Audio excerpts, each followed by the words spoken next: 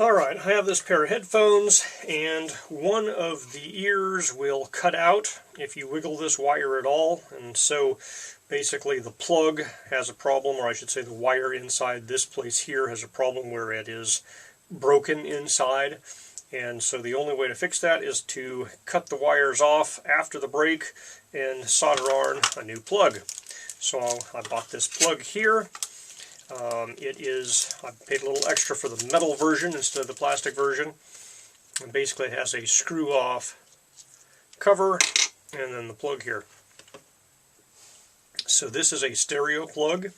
You have the tip, which is your left ear. You have the ring, which is your right ear. So remember R for ring and R for right, also R for red. And then the shaft is your ground signal for the other two. Now the question becomes, when I cut the plug off of this guy, are they going to have nicely colored wires that'll tell me which is left and right?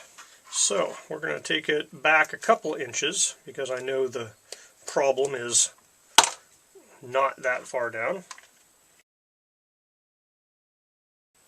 Alright, so they have two separate wires that go to the two ears, and they have a red and a not red, kind of a green color one, and then they have two of them that are golden, which I'm assuming are the ground. So I'm going to have to connect both of these to the ground and then hook the red and the green one up appropriately. So the green one I'm going to go to the tip, and the red one will go to the ring up here.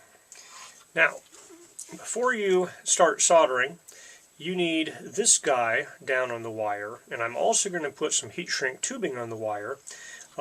One to go hopefully inside of this guy and one to go over the top of it to the wire, so I need to get the right sizes. Alright, my goal is that once this thing is shrunken down, this guy here will go over it.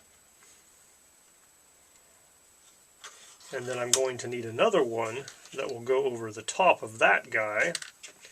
So probably this size here. It'll fit there. Okay, so let's put all these on.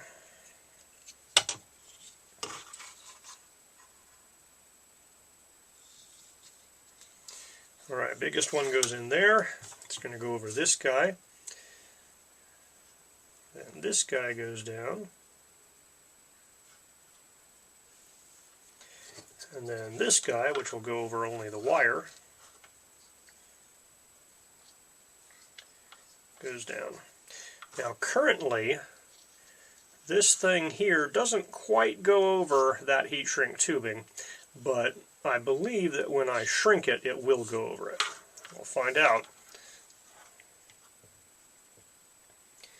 Now I can turn on my soldering iron and get my tip all set up for soldering.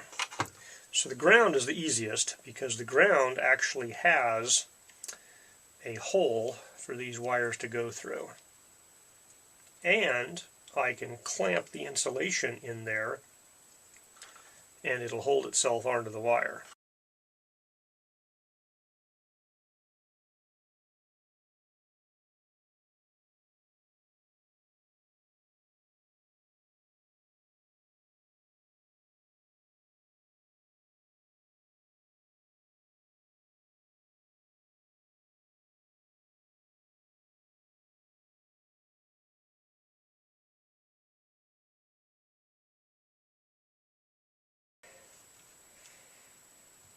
So those tiny little wires were some type of fibers wrapped with tiny, tiny, tiny little pieces of copper wire that had the colored enamel on top of them. So essentially I was just putting a blob of solder on the whole thing and letting it heat up the enamel until it melted it away and made a blob of solder, and then I'd push it down to the contact.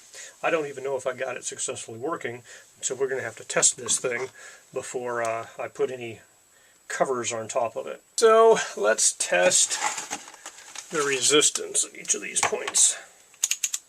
If there's a speaker attached to it correctly, the resistance should be about the same on both.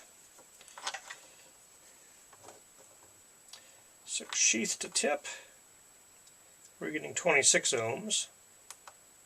Sheath to ring is 25 ohms, so it sure looks like I should be getting audio coming out of there. Yes, both working. All right. Jane, Batty was shoving dogs into the back seat of the car. Not that they needed much encouragement. Now that we have confirmed this works, I'm going to put the heat shrink tubing on to protect everything. Let's pull this thing up here. We screw that on.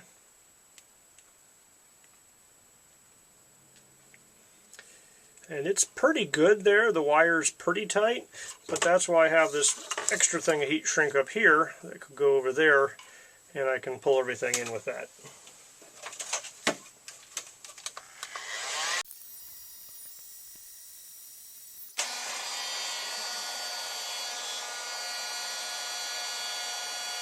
Alright, and that's the final product.